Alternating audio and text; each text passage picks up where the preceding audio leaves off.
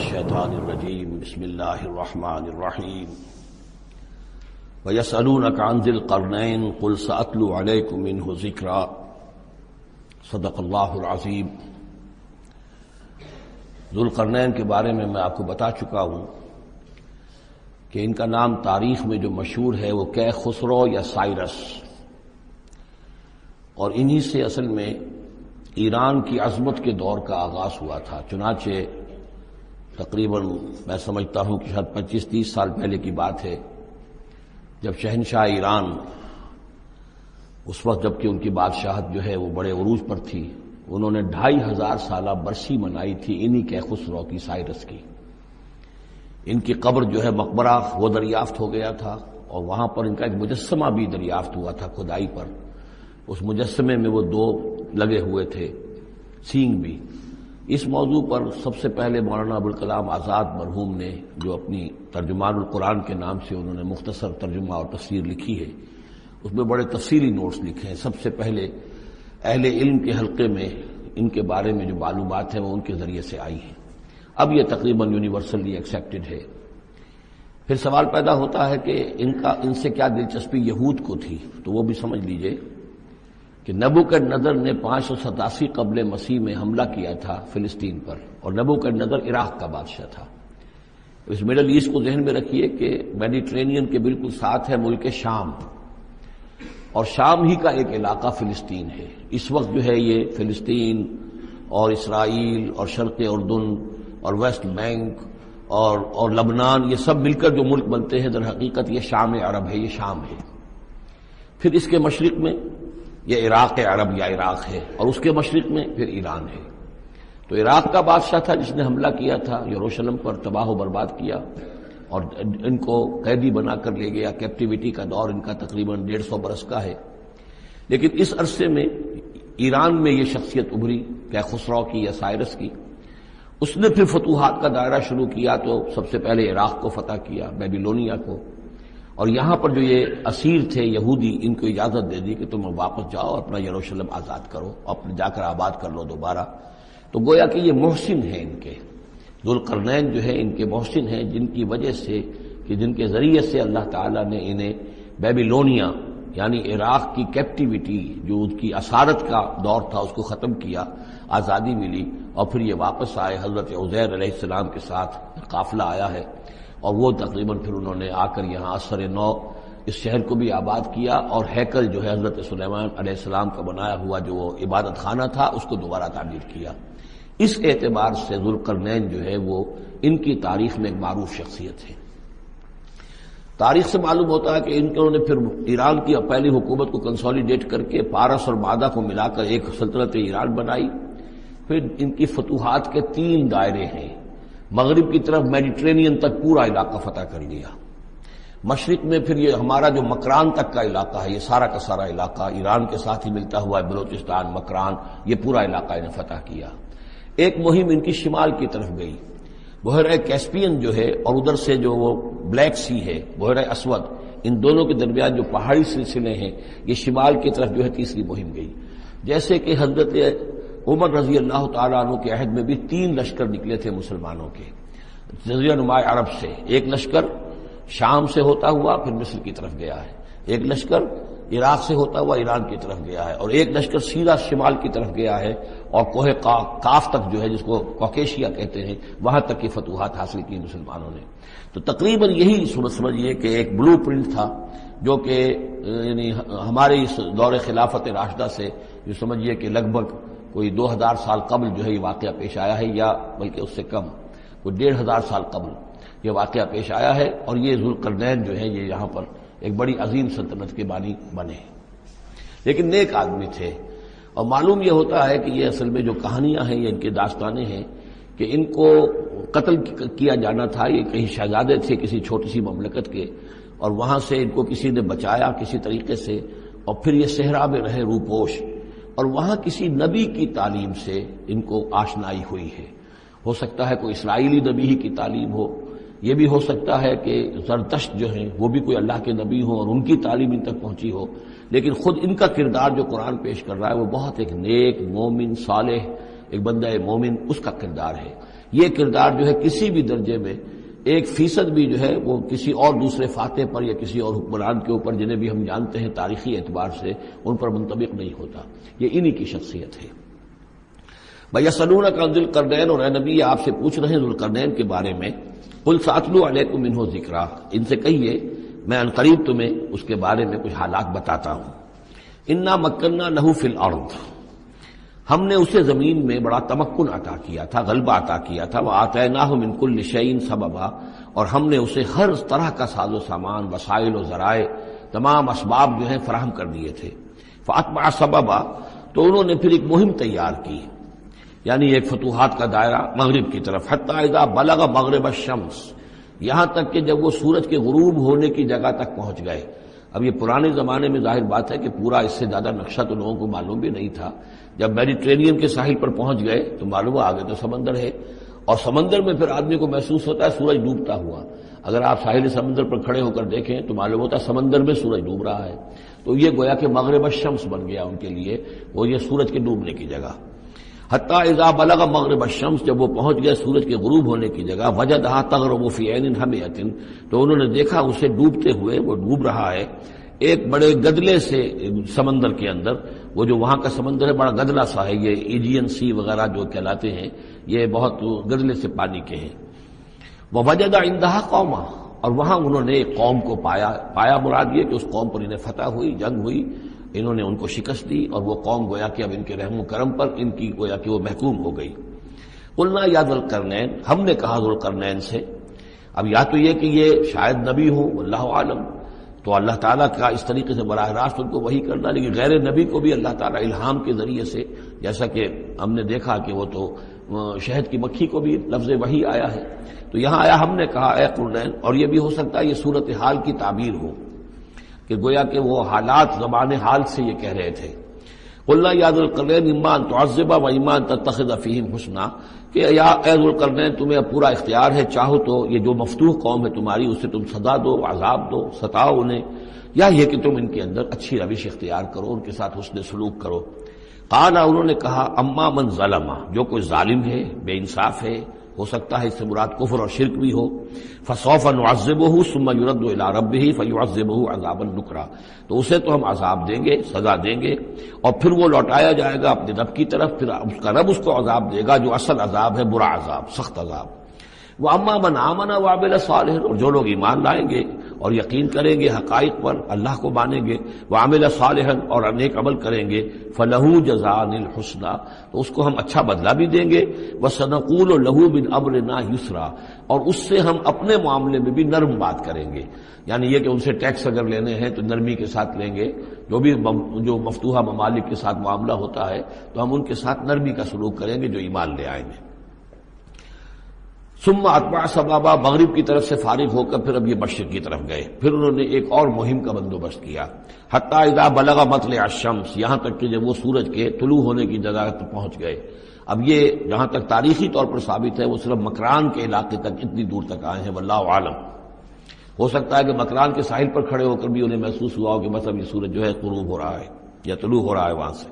مطلع الشمس، تو وہاں جب پہنچے وجدها تطلع على قوم لم نجعل لهم من دونها سترا، تو انہوں نے پایا اس کو کہ وہ طلوع ہوتا ہے ایک ایسی قوم پر کہ جس کے لیے ہم نے آفتاب سے کوئی اوٹ نہیں رکھی ہے. یعنی یہاں کے جو قبائل تھے، گیڈروسیا وغیرہ یہ کہلاتا تھا اس زمانے کے اندر، یہ وحشی قبائل تھے، ان کو ابھی چھت بنانے کا فن نہیں آیا تھا. یعنی گھر جو ہوتے تھے وہ صرف دیواریں کھڑی ہوتی تھی، کہ جو خالی پلاٹ ہے زمین کا اس میں یہ دیوار کھڑی ہے، یہ میرا گھر ہے، تمہارا گھر ہے، لیکن گھر میں چھت وغیرہ کا بھی کوئی تصور ان کے ہاں نہیں تھا.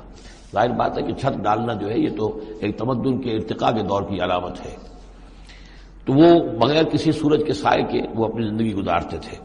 کذالک، ایسا ہی ہوا وہاں بھی، یعنی جو پہلے ہوا تھا کہ یہاں بھی معاملہ وہی ہوا کہ اللہ تعالیٰ نے اختیار مطلق انہیں دیا، فتح دی، لیکن انہوں نے یہاں بھی یہی کہا کہ جو نیک لوگ ہوں گے ان کے ساتھ ہم نرمی کریں گے اور جو شریر ہوں گے ان کو سخت سزا دیں گے. وقد احطنا بما لدیہ خبرا، اور ہمیں پوری طرح معلوم ہے کہ جو وہاں اس کی خبر ہوئی اور جو بھی حالات وہاں گزرے، جو ماجرا وہاں ہوا. ثم اتبع سببا، اب یہ تیسری آ رہی ہے. ثم اتبع سببا، پھر اس نے ایک اور مہم تیار کی، یہ شمالی مہم ہے. حتی اذا بلغ بین السدین، یہاں تک کہ جب وہ دونوں پہاڑوں کے درمیان پہنچ گئے، دو دیواروں کے درمیان پہنچ گئے. تو یہ سمجھ لیجئے بحیرہ کیسپیئن داہنی طرف ہے، مشرق میں بحر اسود، اس کے درمیان یہ سلسلہ کوہ ہے اور یہ پیرلل چلتے ہیں دو اور ان کے درمیان سے پھر وہ درے ہیں کہ جن میں سے ہو کر شمالی علاقے سے جو وحشی قبائل تھے وہ آ کر یہاں حملہ کرتے تھے، تاخت و تاراج کرتے تھے، لوٹ مار کر کے چلے جاتے تھے، جن کو یاجوج ماجوج کہا گیا ہے. حتی اذا بلغ بین السدین، جبکہ یہ پہنچے ان دونوں دیواروں کے درمیان، وجد من دونہما قوما، تو انہوں نے پایا ان دونوں کے برے ایسے لوگوں کو، لا یکادون یفقہون قولا، یہ لوگ بھی ایسے تھے غیر متمدن، کوئی بات سمجھتے نہیں تھے، یعنی زبان ایسی ہوگی کہ جو ان کی سمجھ میں نہیں آ رہی تھی، لیکن یہ کہ کسی نہ کسی ذریعے سے انہوں نے اپنا ایک مطلب، اپنی ایک عرضداشت پیش کی. قالوا یا ذا القرنین، انہوں نے کہا کہ اے ذو القرنین، ان یاجوج و ماجوج مفسدون فی الارض، یاجوج اور ماجوج جو قومیں ہیں یہ زمین میں بہت فساد مچانے والی ہیں. فہل نجعل لک خرجا، تو کیا ہم آپ کے لیے ایک سالانہ خراج مقرر کر دیں، الا ان تجعل بیننا و بینہم سدا، اس کے عوض کہ آپ ہمارے اور ان کے درمیان ایک سد تعمیر کر دیں، ایک دیوار حائل کر دیں کہ وہ ہم پر حملہ آور نہ ہو سکے، یعنی درے کو بند کر دیا جائے. یوں سمجھیے جس اصول پر کہ آج کل ڈیم بنتے ہیں، ڈیم کیا ہے کہ ایک پہاڑی سلسلہ یوں آ رہا ہے، ایک پہاڑی سلسلہ یوں آ رہا ہے، دریا درمیان میں سے گزر رہا ہے، آپ نے اس گزرگاہ پر ایک دیوار کھڑی کر دی تو یہ گویا کہ ایک آرٹیفیشل لیک کریٹ ہو گئی، پانی یہاں جمع ہو رہا ہے. تو اگر پہاڑی سلسلے دو چل رہے ہوں، ان کے درمیان جو راستہ ہے اس کو اگر بند کر دیا جائے، ایک دیوار کھڑی کر دی جائے اور اس دیوار کے مضبوط دیوار ہو، تو ظاہر بات ہے کہ پھر ادھر سے کوئی آ کر حملہ آور نہیں ہو سکتا، ان کے لیے ایک حفاظت کا سامان ہو جاتا ہے. یہاں یہ سمجھ لیجئے کہ یاجوج ماجوج سے کیا مراد ہے. حضرت یافس علیہ السلام، جو تین بیٹے تھے حضرت نوح علیہ السلام کے، سام، حام، یافس. سامی نسل کے بارے میں تو ہم نے بہت کچھ سمجھ لیا کہ حضرت ابراہیم بھی سامی نسل سے تھے، پھر قوم عاد بھی سام ہی کی نسل کی ایک شاخ تھی، قوم سمود بھی اسی کی شاخ تھی. یہ تمام جو ہے یہ تو سیمیٹک ریسز ہیں.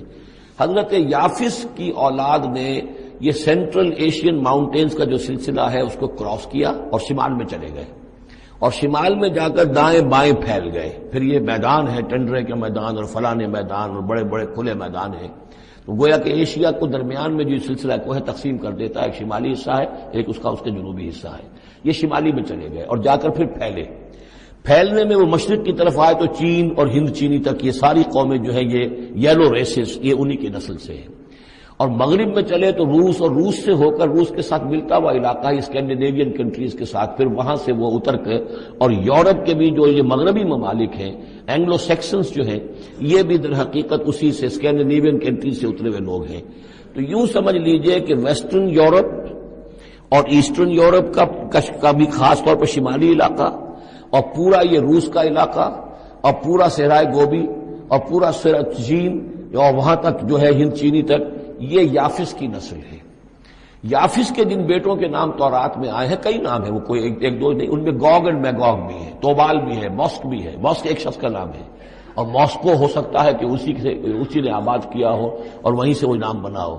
توبال اور بالٹک سی جو ہے اس ایریا کے اندر جو ہے بالٹک سٹیٹس، توبال ان کے ایک بیٹے کا نام تھا. یہ تورات کے اندر نام دیے گئے ہیں. گوگ اینڈ میگوگ، یاجوج ماجوج، یہ بھی انہی کے بیٹوں کے. یہ تمام اقوام جو ہے یہ وحشی ہیں، اور یہ تاخت و تاراج کرنا، لوٹ مار کرنا، یہ ان کا طریقہ ہے، اور ان کا ہے ذکر جو یہاں پر ہو رہا ہے. یہ جو سیلاب آیا تھا، کولونیل سیلاب جو ہم پر آیا تھا، جس میں کہ یہ اینگلو سیکسنز تھے، یہ سب کے سب جو ہیں یہ اسی نارڈک ریسز سے ہیں. یہ بھی یاجوج اور ماجوج کی نسل ہیں. ایک سیلاب ان کا آ چکا ہے جو آیا تھا یورپ کے سے نکل کر، یہ کولونیل سیلاب آیا اور پوری دنیا کے اوپر چھا گیا تھا. ایشیا اور افریقہ کو انہوں نے فتح کیا، کولونائز کیا. اب اگرچہ ان کی وہ بساط ایک دفعہ تو لپیٹ دی گئی ہے، وہ واپس چلے گئے ہیں، انڈائریکٹلی ہم پر حکومت کر رہے ہیں. ابھی ان کے جو ملٹی نیشنلز ہیں ان کے ذریعے سے، یا بینکوں کے ذریعے سے، IMF کے ذریعے سے، ورلڈ بینک کے ذریعے سے انڈائریکٹ حکومت ہے جو نیو ورلڈ آرڈر ہے. لیکن یہ ہے کہ ابھی ایک اور جو سیلاب ان کا آنے والا ہے وہ آتا ہے احوال قیامت کے معاملات میں. آرمگڈون کے بعد جب حضرت مسیح علیہ السلام کا نزول ہو چکے گا اور یہودیوں کا خاتمہ ہو چکے گا، اور پھر یہ کہ تمام جو عیسائی ہیں وہ مسلمان ہو جائیں گے، عیسائیت ختم ہو جائے گی حضرت مسیح علیہ السلام کے آنے کے بعد، اور مسلمان اور عیسائی مل کر ایک ملت بن جائیں گے، سب مسلمان ہوں گے۔ اس کے بعد آخری سیلاب پھر آنا ہے جو اس کے خلاف، وہ احادیث میں آتا ہے، پھر وہ یاجوج اور ماجوج کا ہوگا۔ اور میرے نزدیک یہ یاجوج اور ماجوج جو ہے وہ ایسٹرن علاقے سے آئیں گے، چائنا وغیرہ سے، ہند چینی سے۔ آرمگڈون جو ابھی ہونی ہے فوری طور پر بڑی جنگ، اس میں یہ لوگ جو ہے بیٹھے رہیں گے، یہ جنگ میں حصہ نہیں لیں گے۔ یہ مڈل ایسٹ میں جنگ ہوگی، یورپین پاور ساری ہوں گی، کرسچین پوری طاقتیں ہوں گی، اور ادھر جو ہے مسلمان ہوں گے، اور حضرت مہدی جو ظاہر ہوں گے، جو اللہ تعالیٰ ایک عنایت کرے گا مسلمانوں کو لیڈر عرب کے اندر، وہ پیدا ہوں گے، مجدد ہوں گے، اور ان کے ذریعے سے عرب کے اندر ایک اسلامی حکومت بھی قائم ہوگی۔ لیکن ان کے لیے مدد کے لیے خراسان کے علاقے سے فوجیں آئیں گی، مشرق سے آئیں گی، اور یہ علاقہ جو ہے وہ ہے جو ہمارے قریب ہے، اور ہم بھی اسی علاقے میں ہیں۔ اللہ تعالیٰ ہمیں توفیق دے کہ یہاں وہ ہم پہلے اس نظام میں خلافت قائم کریں، تاکہ یہاں سے پھر فوجیں جائیں اور حضرت مسیح کے ساتھ ہو کر اور حضرت مہدی کے ساتھ ہو کر عیسائیوں اور یہودیوں کے ساتھ جنگ کریں، اور بالآخر پھر یہ کہ پوری دنیا میں اسلام کا بول بالا ہوگا۔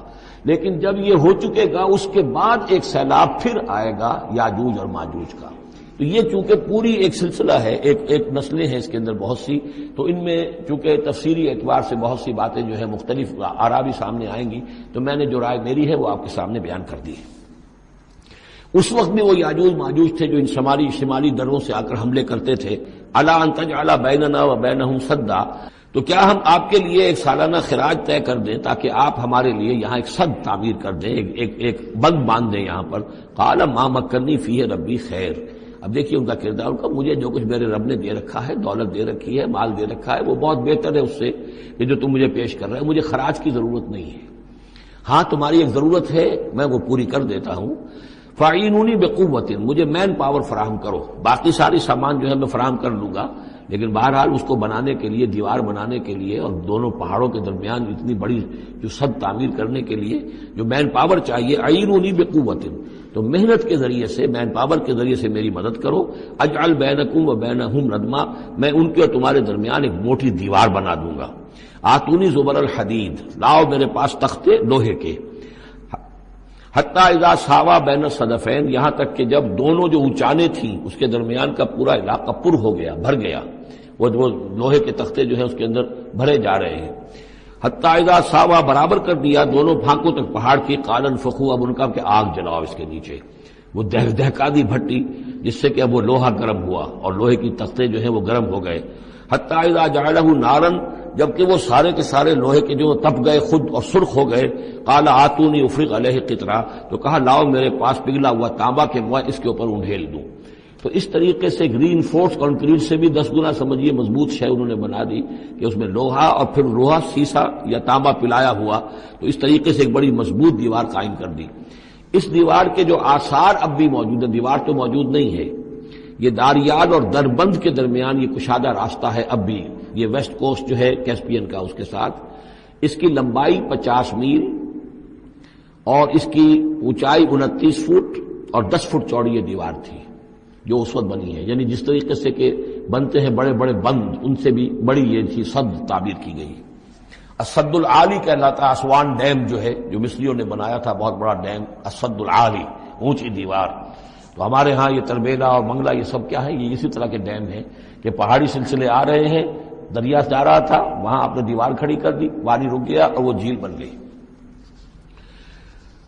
فمستطاعوا ان یظہروہ، تو انہوں نے کہا کہ اب یہ لوگ نہ تو یہ اس کے اوپر سے آ سکیں گے، اس کو نہ چڑھ سکیں گے، وما استطاعوا لہ نقبا، نہ اس میں کوئی سوراخ لگا سکیں گے، نقب لگا سکیں گے۔